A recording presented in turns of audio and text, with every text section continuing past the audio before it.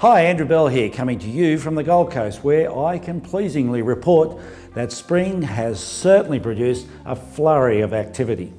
Whilst I've mentioned to you previously about the strong activity at the top end of the real estate market, it has now moved right throughout the entire market segments.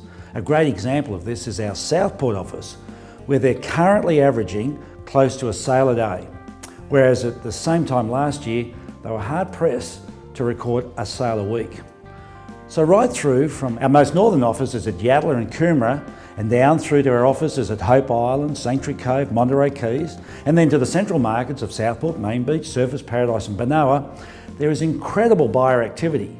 So it will be interesting to see what the final numbers are at the end of September, being the first month of spring. As I mentioned last week, the Gold Coast has been through a really tough time, heavily knocked around over the past 5 years of the GFC. But as the sixth largest city in Australia, it's of significance as a key city of Australia and certainly one of the major engine rooms of the Queensland state economy. It's simply too significant to allow it to languish. So I will touch on just some of the activity that's occurring right now to reignite the city. Construction has always been a driver of our economy. Whilst early in the GFC there was some major government spending, such as our $1 billion desalination plans, we've moved into more recent times where we've built the Metricon Stadium. Now, of course, currently the construction of one of Australia's largest hospital, the $1.7 billion Gold Coast University Hospital, which will generate some 5,000 jobs. Major construction works also occurring right throughout the central areas of the Gold Coast, with a further $1 billion being spent on our light rail system. Griffith University is currently undertaking a $230 million additional infrastructure development of the Gold Coast campus. Whilst at last some residential developments from land subdivisions through to three-storey walk-ups and larger are on the move, and we're moving into construction phase. One of our other major industries is tourism. Our new state government has certainly instigated a shake-up within our tourism bodies and has produced a high degree of accountability. Just last Friday I was talking with our Minister for Tourism and the head of the Gold Coast Airport, and they've confirmed that our tourist numbers are on the rise here on the Gold Coast. In July there were 484,000 arrivals to the Gold Coast Airport, which is up about 10% on the same time last year. Numbers for August are also up by approximately the same number. It's not just 1 month's rise, but much broader. You may have heard of how Qantas has now announced it's returning daily flights to the Gold Coast, further boosting capacity. In one 48-hour period, they sold 29,000 seats, albeit at $50 or so a seat. But the good news is that it's bringing 29,000 extra tourists to the Gold Coast. They all need accommodation, will eat at restaurants, catch cabs, and as such will inject dollars into our tourist industry. The new international direct air link to Singapore was introduced this year. It's been a fantastic success, increasing our international visitors substantially from the region. Speaking of the tourist industry, what other city in Australia, perhaps apart from Sydney, can boast SeaWorld, Dreamworld, Movie World, Wet n Wild, Currumbin Sanctuary and much, much more? Our infrastructure is amazing. Over the last year or so, we've added important accommodation infrastructure with additional accommodation in the form of the Hilton Hotel, Peppers at Oracle, and most recently, the Sea Temple at Seoul. There's been a huge amount of money spent on refurbishment of the Surfers Paradise Marriott Hotel, QT Hotel, Royal Pines, and our famous beachfront hotel, the Sheraton Mirage. Our tourism is moving from a reliance on the beautiful beaches and the magnificent hinterlands, and even from our theme parks, to what is described as event tourism. This creates reasons for people to come to the Gold Coast, such as the V8 Supercar Race, the Rugby Sevens Championship, the Gold Coast Marathon, the Magic Millions, and a whole range of additional sporting events. Of course, we are also in the lead up to the Gold Coast 2018 Commonwealth Games, and there are already a host of international sporting bodies booking their sporting events starting right now and leading right up through to the holding of the Commonwealth Games. Conferences, which are a major driver of tourism, are experiencing a surge after several quiet years.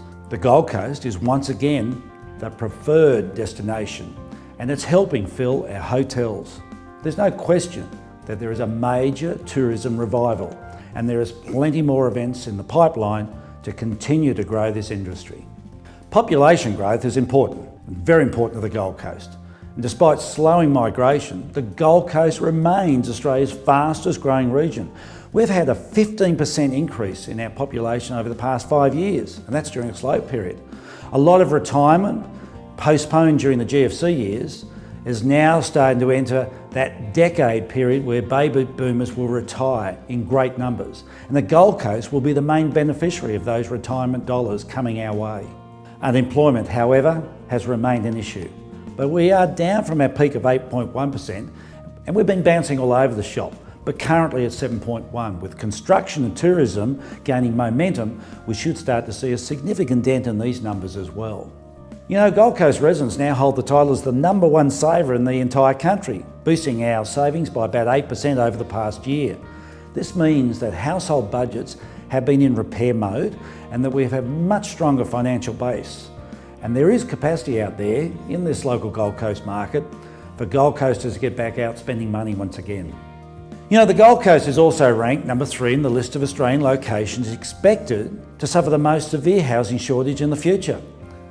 There's no surprise with this, as the expected upswing in migration and with that lag in construction that we've been seeing over the past 5 years. Education is also a strong industry of the Gold Coast. The relaxation of the overseas student visa regulations has seen quite a significant resurgence in our education industry. These overseas students pump huge dollars into the local economy, not only through themselves, but their regular visiting family members. These are just some of the economic drivers that are helping to rebuild the Gold Coast economy. We've always been a town that swings from boom to bust, and each time we come back stronger. As I said earlier, we're too big of a city to be ignored, and we're too big of a city to flounder for long. There's still plenty of work to be done, but we are on the road to a brighter future. Yes, there are cynics out there, but they're the types of people who enjoy spreading doom and gloom, rather than rolling up their sleeves and being part of the team to rebuild the city. Time prevents me from sharing any more points today, but I will look at some of the broader aspects of the Gold Coast over the next few e-newsletters, talking more about details relating to the Commonwealth Games, some of the hot suburbs, and plenty of updates on what's happening. There's a lot moving around here on the ground on the Gold Coast property market. As we move through spring, I'm sure there'll be lots of fascinating information coming to light. The bigger news is that here, there are lots of sales happening right now in all components of the market, from commercial to residential, from the highest price brackets to the lowest. I'll also provide some interesting research on where our buyers are coming from, which might just surprise you.